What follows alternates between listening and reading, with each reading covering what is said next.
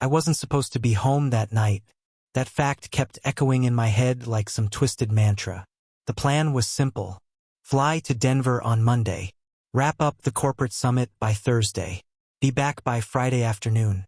But a freak snowstorm had other plans. My return flight got canceled hours before boarding. I stood in the airport, watching the news ticker mention unexpected cancellations and delays. And for once, I wasn't even mad about it. I felt relieved. Lately, things between Emma and me hadn't exactly been warm. Not cold either. Just neutral. Flat. Like we'd slipped into a holding pattern where no one was really trying anymore. But neither of us wanted to admit it. I had left for Denver with a forced smile, a suitcase, and this hollow hope that maybe the trip would hit a reset button on us. So when the airline gave me a free out, I took it. I didn't call. I didn't text. I just boarded the first return flight I could find and thought, maybe, surprising her might be good. Romantic, even. It had been a while since anything between us felt spontaneous. The plane landed a little after 9:30 p.m. The sky over our town was dark and damp, the kind of early spring night that clings to your skin. I drove home with a tired smile, rehearsing what I'd say when I walked through the door. Hey babe, guess what? I'm home a day early. Missed you. But the second I walked in, that smile died in my throat.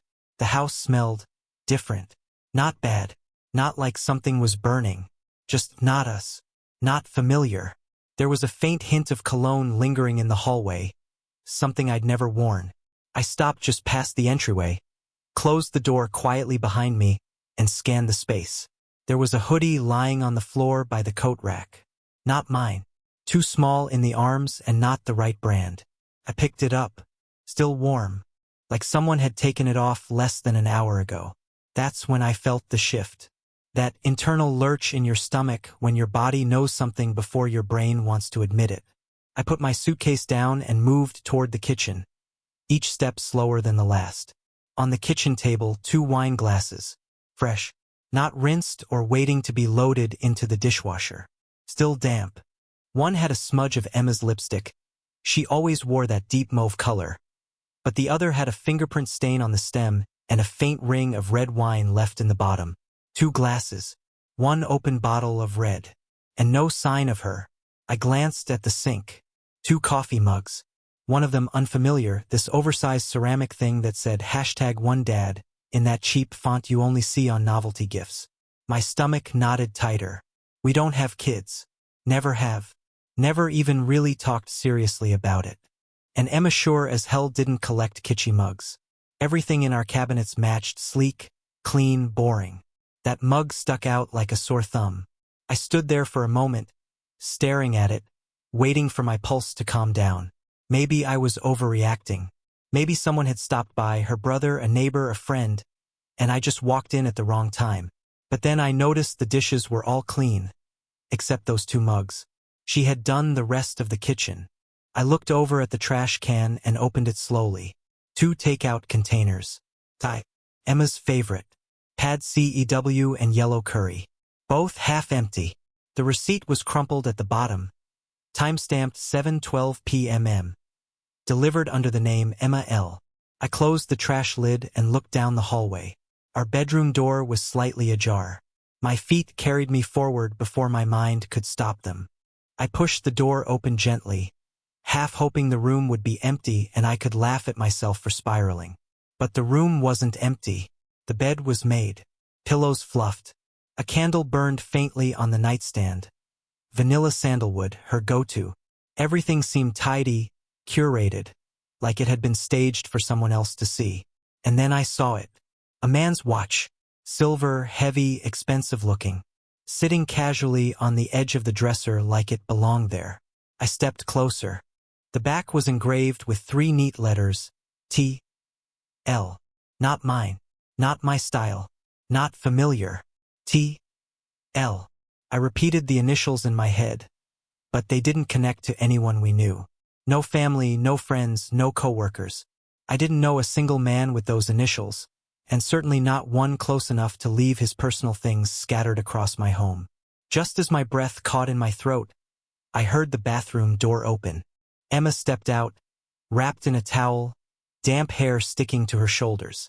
Her skin was pink from the steam, and she didn't jump, didn't gasp, didn't look even remotely surprised to see me standing in the middle of our room. "Oh," she said casually, like I had just gotten home from the store. "You're back early." I couldn't speak at first. "My flight got canceled," I said after a long silence. "I caught an earlier one back." "Right?" She nodded, walking past me toward the dresser. "That storm, yeah. I saw it on the news." She grabbed a comb and began working it through her hair, totally unfazed, like nothing in this room felt out of place. My eyes went to the watch again. "What's that?" I asked. "Oh, that." She glanced at it and laughed lightly. "That's Trevor's. He was over earlier." "Trevor?" I repeated. "Yeah, from my scene study group. Remember I told you we're rehearsing for that indie short?" I didn't answer. "He left that here by accident," she continued, still brushing her hair. "Along with the hoodie. They were props. The director wanted a more lived-in feel for the shoot." I looked down the hall. "Props? Including the mugs? The takeout? The wine?" She paused. Just briefly. So briefly it was almost nothing. "I offered him food. I mean, we were here a while. He was helping me run lines, and I figured it was easier than cooking." I couldn't explain it, but the air in the room had changed. There was something in the way she was talking, not defensive, not guilty, but polished, like a lawyer walking a jury through an opening statement. "And the cologne?" I added. She blinked. "What?" "There's a smell. Not yours. Not mine. New." She laughed again, nervous this time. "Oh my God, Landon. You're being paranoid. I was cleaning earlier. I used that lavender floor spray you hate. That's probably what you're smelling." I didn't push back. Not yet. Because the most alarming thing wasn't the hoodie or the mugs or the watch. It was her composure. She wasn't rattled. She didn't ask follow-up questions like, "Wait, what are you doing home?" Or "Why didn't you text?" She didn't jump to hug me, didn't show even a sliver of surprise. She had already written this scene in her head. She had her lines memorized. "You're acting like I caught you doing something," I said finally. Emma gave a tired smile, like I was being ridiculous. "Because you came home unannounced and found a hoodie on the floor?" I stared at her. "No, because everything in this house tonight feels wrong." She sighed. "You've been on edge for weeks. Can we not do this right now? I've had a long day." I let the silence sit for a moment. I needed to see if she'd fill it. She didn't. Eventually, she walked past me and into the closet, muttering something about needing pajamas. And I just stood there, in the middle of a bedroom that looked like mine but didn't feel like it anymore. That night, Emma fell asleep almost instantly. Or at least she pretended to. And honestly, I couldn't tell which possibility disturbed me more. She lay on her side, facing the wall, breathing slow and steady like she was acting out a peaceful sleep scene. Not a single toss, not a single shift. Her hands tucked neatly under her pillow like she was posing. Meanwhile, I was lying beside her, wide awake, with my eyes fixed on the ceiling fan as it rotated in slow, uneven circles, just like my thoughts. I don't know why, but something about the ease of her sleep enraged me. Not because she fell asleep quickly, she always had, but because I couldn't understand how she could be so calm after what had just happened. After the hoodie, the wine, the watch, the half-baked explanation.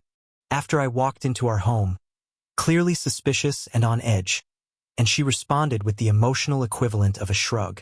That wasn't Emma. Or maybe it was, and I was just starting to see the version of her I hadn't wanted to see. My thoughts kept cycling. I turned them over like puzzle pieces on a table, looking for the ones I'd missed. And that's when it started, the avalanche of memories. The little things that hadn't made sense at the time but were now screaming for my attention in perfect, painful clarity. The first red flag I should have taken seriously was the new evening jog routine. Came out of nowhere about 2 months ago. Emma wasn't a runner. She did yoga, occasionally hit the gym, and preferred long walks to anything that involved breaking a sweat. But suddenly, she was lacing up running shoes and disappearing for 45 minutes every other evening. No music, no running app, No complaints of soreness afterward. She'd leave with her hair down and come back with barely a drop of sweat, claiming she needed air or mental clarity. I hadn't questioned it because, well, who interrogates self-improvement? Now I knew exactly who should have. Then there were the work trips. Emma worked for a regional design firm that only operated in-state. For the longest time, her schedule was regular client meetings, creative sessions, the occasional weekend conference in L.A. But about a month ago, she mentioned a new out-of-town client in Phoenix. She said they had just opened a contract and that she'd be flying in for 2 nights. I remember blinking when she said it. Phoenix? I asked. Yeah, she answered, not even looking up from her phone. Small commercial space, minimalist concept. Shouldn't be a big deal. But the next morning, she left with just a carry-on and no portfolio. That night, when I texted to ask how the meeting went, she replied with, exhausted but happy, about to crash. Love you. No follow-up. No photos. No notes about the project. Nothing. I had told myself not to overthink it. Designers had weird schedules. Maybe she was just tired. But the truth was, something had started to shift in her. And that text, in retrospect, read like a pre-programmed response designed to keep me off the scent. Then came the disappearing messages. We both used to leave our phones charging in the kitchen overnight. It wasn't a rule, it was just something we did. But sometime mid-February, Emma started taking hers to bed. She claimed she liked to fall asleep to audiobooks. That was believable, until I noticed her turning her phone face down every night. Then came the new password. I didn't even know she had changed it until I tried to use her camera one morning and it locked me out. When I asked her about it, she acted surprised. Oh yeah, IT made us update security stuff for work. Stupid. I'll give it to you later, she said. She never did. The next week, I caught a preview of a message pop up on her screen, just a few words before the notification vanished. And then it deleted itself entirely. When I asked about it, she rolled her eyes.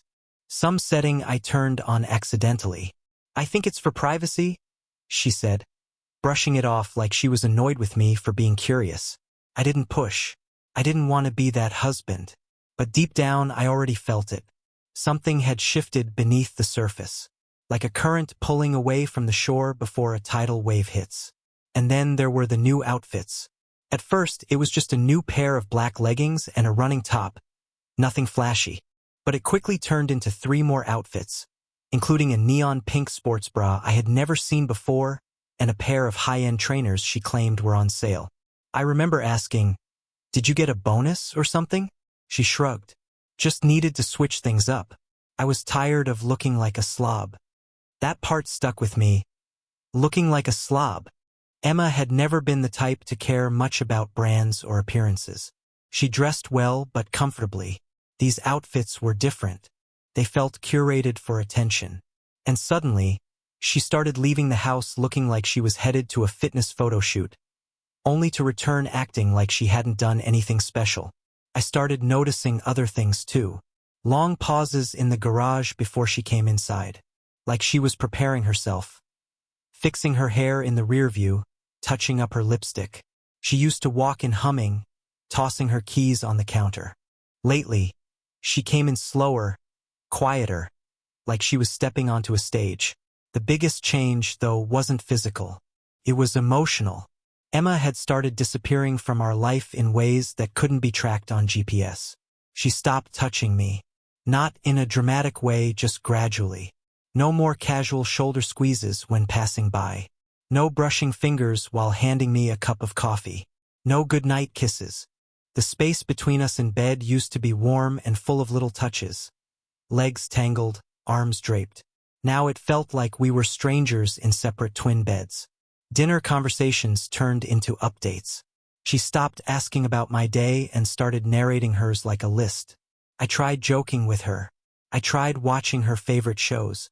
I even planned a weekend getaway to wine country. She smiled and said, "That's sweet." But it never happened. She claimed she had to reschedule for work. Every time I tried to talk about us, she redirected. "Work's been draining," she'd say. "Can we not do this now?" I just need a little space. You're overthinking. I wasn't overthinking. I was drowning in silence. I would lie in bed and watch her pretend not to know I was staring. I'd scroll through photos on my phone from 6 months ago. Emma smiling on the beach, resting her head on my shoulder, pulling me into frame. I used to think she looked at me like I was her anchor. Lately, she looked at me like I was holding her back. And the worst part? I had convinced myself it was my fault. Maybe I'd gotten too comfortable, too boring, too caught up in work. Maybe she needed a new spark, and I wasn't giving it to her. So I bought flowers on a Tuesday. I cooked dinner on a Thursday night and lit candles. She said, "Thanks," and scrolled through her phone while we ate. I remember trying to touch her hand across the table. She pulled it back to grab her wine glass. That one small move hit harder than I ever let on. It's strange how you can live with someone for years, share a bed, a bathroom, a life, and not realize they're already gone. I kept telling myself we were in a slump, that every marriage had these dips, that if I waited long enough, she'd circle back. But she hadn't circled back. She had already started pulling away in calculated increments. Not enough to set off alarms, but just enough to build distance she could later point to and say, "See, we were already drifting." And now, lying in bed with her fake sleeping beside me, I finally understood. The hoodie, the wine glasses, the watch, they weren't the beginning. They were the residue of a plan already in motion. She wasn't improvising. She was following a script. The hardest part of being suspicious isn't the fear. It's the silence. It's waking up next to someone who used to be your best friend and wondering if you're already the stranger in your own story. It's hearing them stir in the morning, watching them stretch and yawn and say morning with that same lazy tone, and knowing, deep down, it's a performance. A well-rehearsed routine meant to keep the curtain closed a little longer. That morning, after the hoodie and the wine and the lies about Trevor, I didn't confront her. I wanted to. God, I wanted to. But something in me said not yet. She acted like everything was normal. She made coffee even though she usually didn't unless I asked. She asked if I wanted breakfast. She wore her old college hoodie and walked around barefoot like it was just another day. And she never once asked about my trip. Not how Denver went, not how the meetings were, nothing. She just kept the conversation in the safe zone, all surface-level banter about the weather and how the neighbor's cat had climbed onto our porch again. I watched her closely. Too closely, probably. Every movement felt intentional. Every smile calculated. And somewhere between pouring cereal and checking her phone for work emails, she mentioned casually, "Oh, just a heads up. I have a small corporate thing Thursday night. One of those client mixer events. Super boring. No spouses invited." She said it while rinsing out her bowl. No eye contact. Just dropped it into the sink and moved on like she'd mentioned needing to get gas. Her tone was too casual. It had the weight of a pre-written script. Something she'd been waiting to say and finally found her chance. "What kind of event?" I asked, not bothering to mask the suspicion in my voice. "Just a rooftop mixer at that new business center downtown. It's mostly client-facing," she said, drying her hands. "Very dry. You'd hate it. You'd hate it." That was her favorite shield.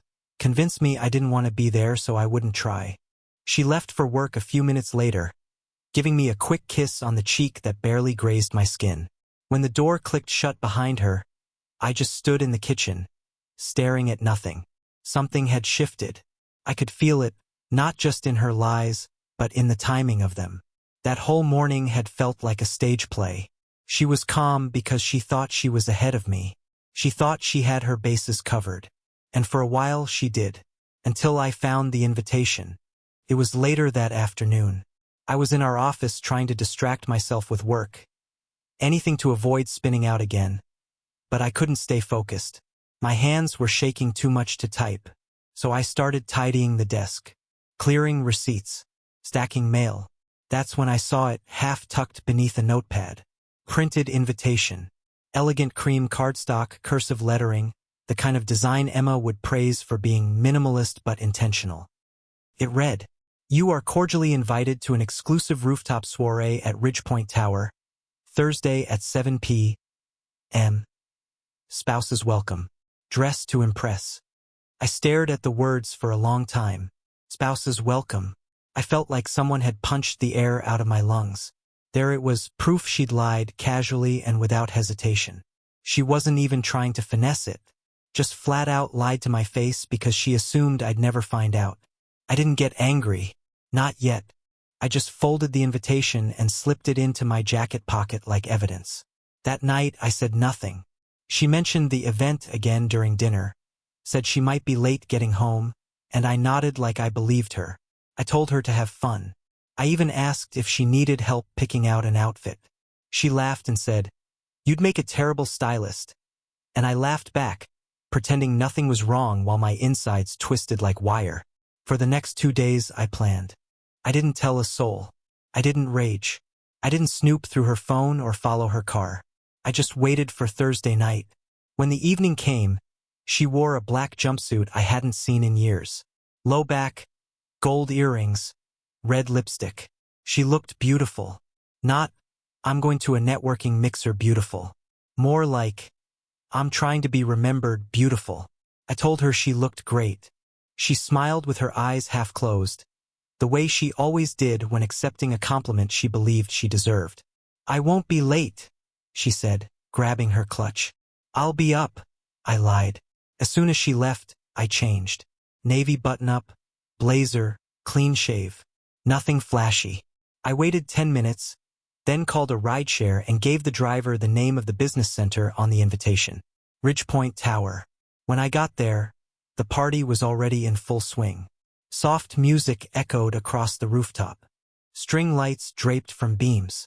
People were gathered in clusters with glasses of champagne and small plates of catered food. I stayed low, near the edge of the balcony, hidden behind a potted plant big enough to give me cover. I scanned the crowd, and then I saw her, Emma. She stood near the bar, sipping from a champagne flute, laughing at something the man beside her had said. He was tall, maybe mid-30s, trim beard, gray dress shirt with the sleeves pushed up. He had one hand loosely resting at the small of her back, the kind of gesture that's practiced almost territorial.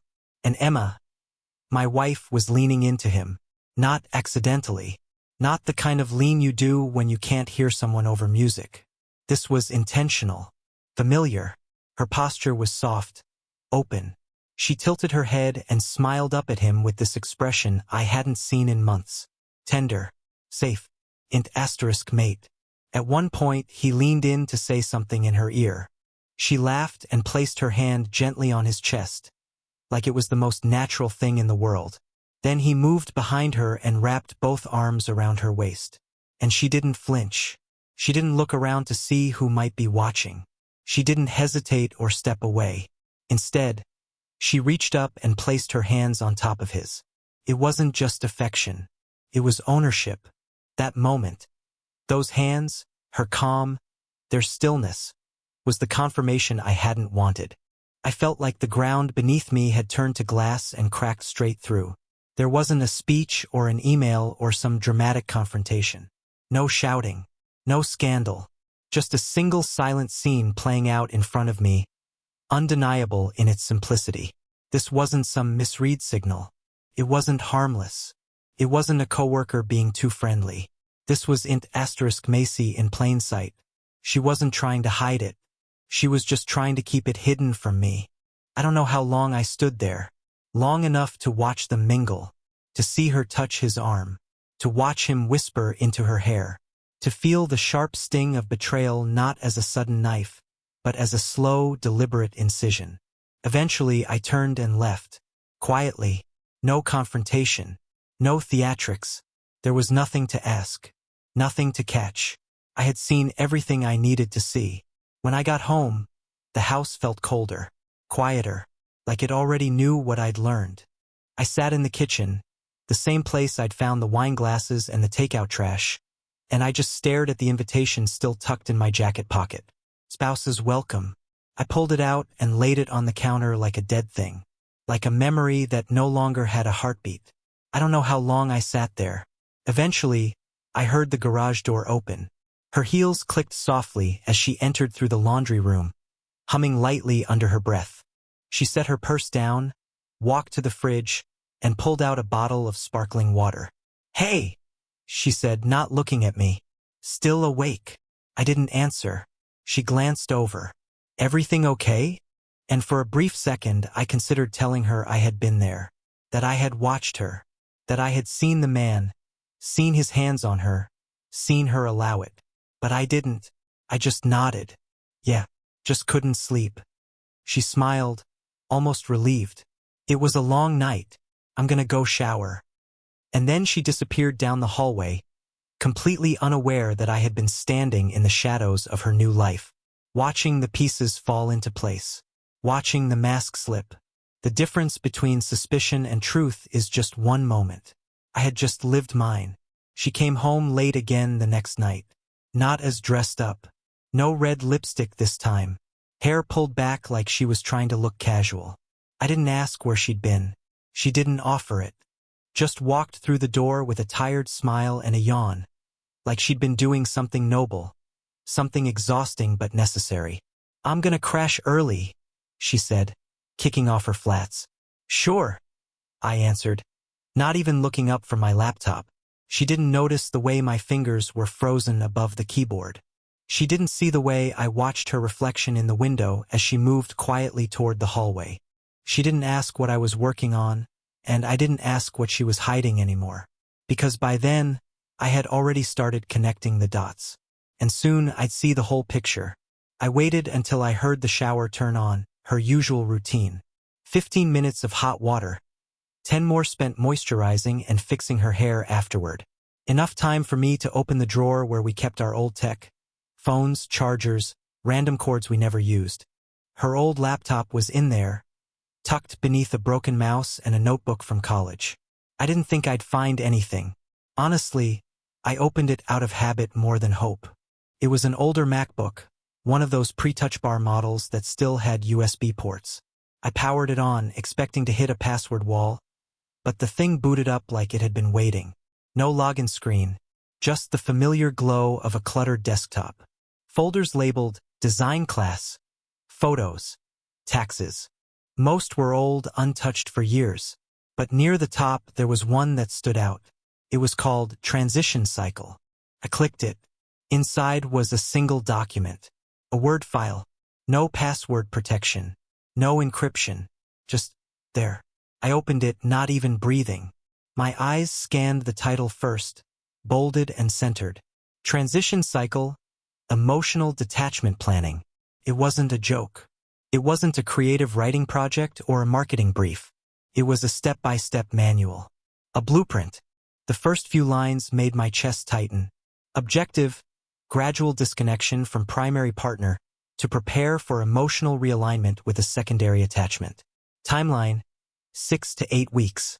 Focus, minimize disruption, avoid direct confrontation, protect personal image, allow space for alternative emotional dependency to develop without suspicion.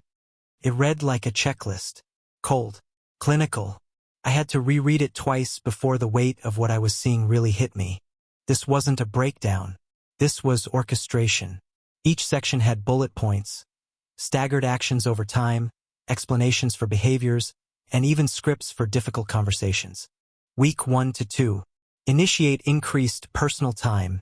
Jogs, errands, solo nights out. Decrease casual affection. Claim stress or fatigue, if asked. Introduce new male name into conversations for narrative normalization. Adjust phone habits. Add password. Disable notifications. Week 3 to 4. Normalize weekend absences. Trips, solo errands, girls' nights. Subtly suggest partner seems preoccupied to create distance. Minimize eye contact during emotional exchanges. Begin sleeping facing away in bed, gradual physical separation. Week 5 to 6. Prepare growth narrative for soft exit conversations. Mention feeling unseen, stuck, or different lately. Reframe relationship as a phase of life that's evolving. Avoid direct blame. Pivot to phrases like, we're in different places. Final phase. Reveal emotional disconnect as a realization rather than a decision. If confronted about outside involvement, deny at first. Maintain control of the narrative. Focus on self-discovery. Do not offer specific timelines or comparisons. At the bottom of the document, there was a brief note in italics. Remember, this is not sabotage. This is evolution. You are allowed to change. You are allowed to leave. Do it with grace. Do it quietly. I stared at the screen, not blinking, barely breathing. All the things that had kept me awake at night. The pulling away, the locked phone, the work trips, the emotional distance. They were all right there, planned, mapped out like a campaign strategy. It wasn't that she'd changed. She'd decided to change. Intentionally, methodically. She had built a whole emotional runway to depart from me smoothly, without turbulence. She didn't want a breakup. She wanted a clean exit with minimal fallout and maximum control over the story. And it worked, because I had doubted myself. I had assumed I was paranoid, too needy, too suspicious, when in reality, I had been reacting to a script she'd already written. I sat there in the dark, the only light coming from the laptop screen, and something inside me shifted. The betrayal was no longer just about the affair. It wasn't about another man. It was about the manipulation, the performance, the calculated design of it all. She wasn't reacting to a failing marriage. She had engineered its decline. She had taken the version of me who trusted her and built a quiet demolition plan, piece by piece, like a builder reverse engineering a house down to the foundation. Not with a wrecking ball, but with quiet, careful removals. Touch here, a lie there. Slowly enough that I wouldn't notice until I was standing in the rubble asking what happened. And now, with the file open in front of me, I knew exactly what had happened. I closed the document and stared at the screen.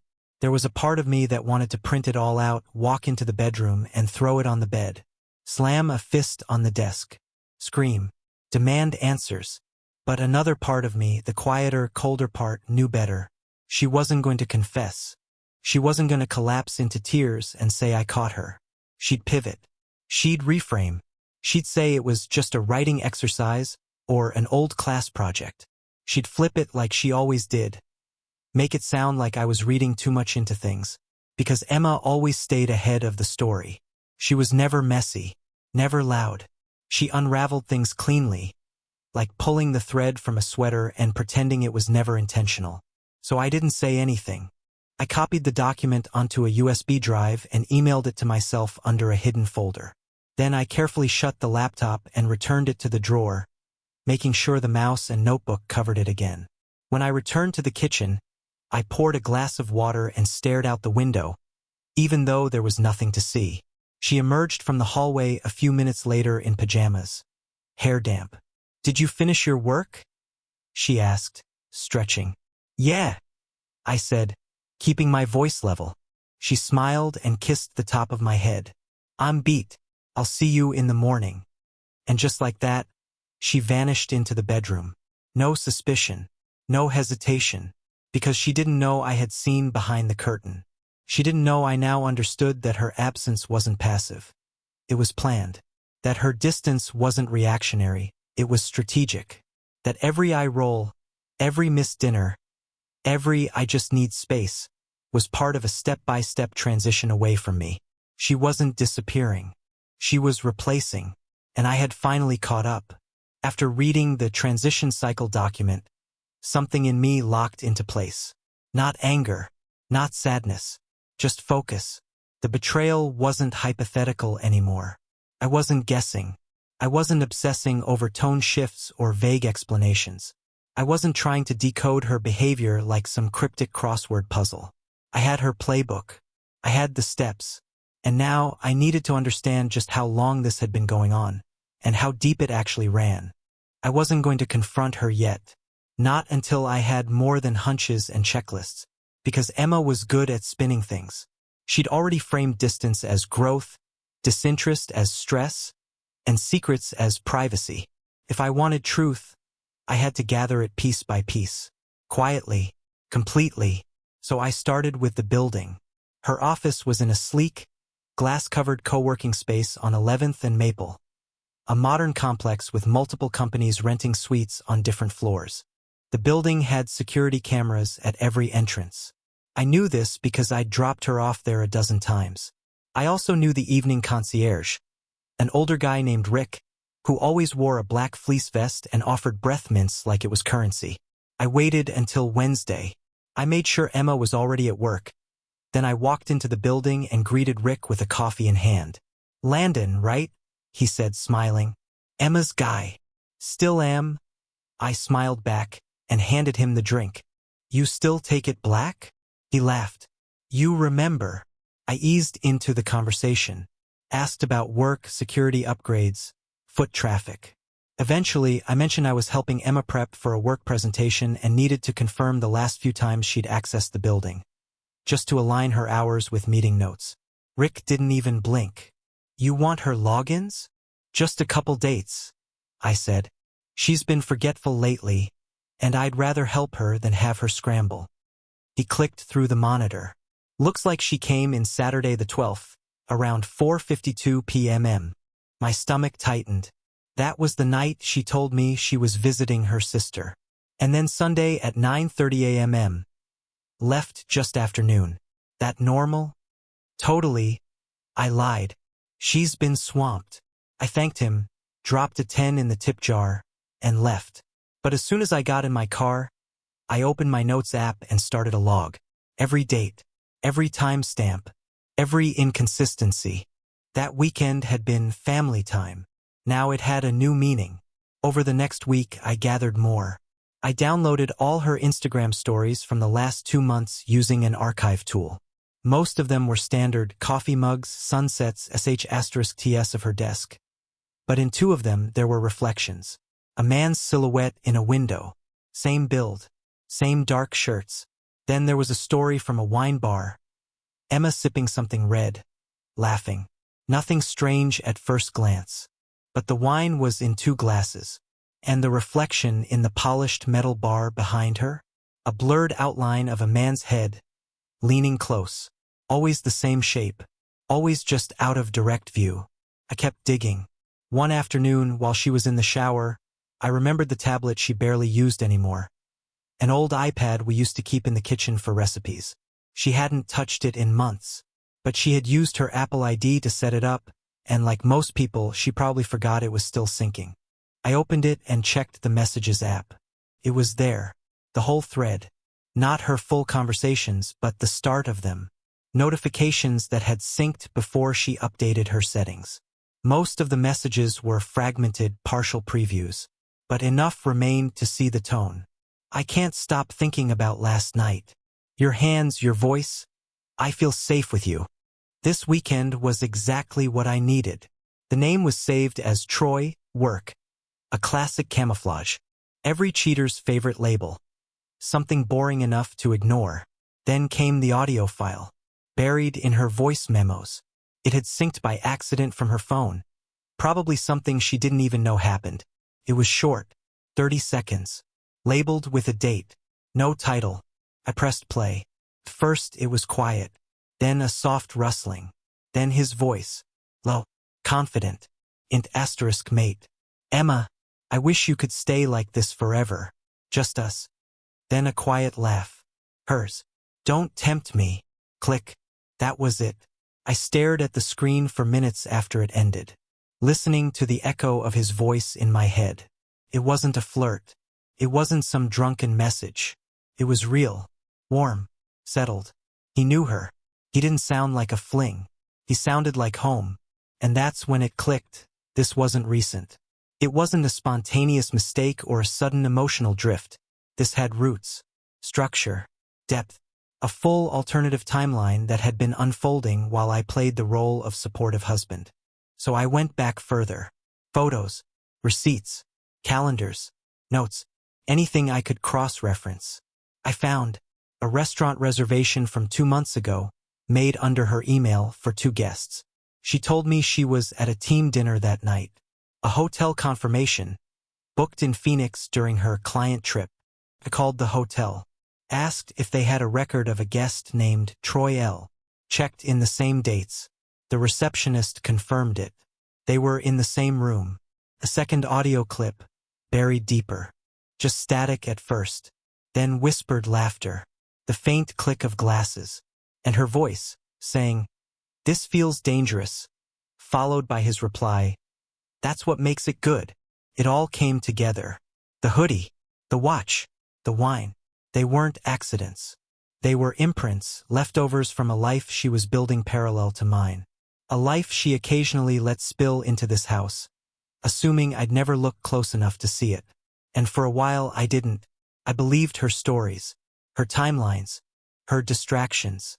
But now I had all of it. Pictures, footage, messages, audio, access logs. And still I didn't confront her. Not yet, because this wasn't just about proving she cheated. It was about seeing the whole system she'd built, the machinery behind the betrayal. The way she compartmentalized, protected the narrative, and fed me half-truths just convincing enough to work. She didn't just have an affair. She ran a two-tiered life. One for display, one for desire. And I had finally pulled the curtain back far enough to see the stagehands. Once I had everything, photos, audio, the transition cycle file, I compiled it all into a single folder. No captions, no explanations. I sent it to 6 people. Her mother, her sister, her manager, her best friend, and finally, to Troy's wife, Hannah. The next morning, Emma woke up to chaos. Dozens of messages, missed calls, unfollows, and silence from people who used to orbit her. Her carefully crafted persona, the responsible, warm, accomplished woman, collapsed overnight. She tried to stay calm, to spin the story, but I could see it in her face. This wasn't guilt. It was fear. She wasn't losing me. She was losing control of the version of herself she had spent years building. At the divorce hearing, Emma tried to frame it all as personal growth, like it was a mutual drift. I said nothing. I didn't need to. The facts spoke louder. I left the house, the furniture, even the memories behind. Started over in a new city. Therapy helped me realize I wasn't grieving her. I was grieving the person I thought she was. The version I loved didn't exist. She had been playing a role. And now the curtain had finally fallen.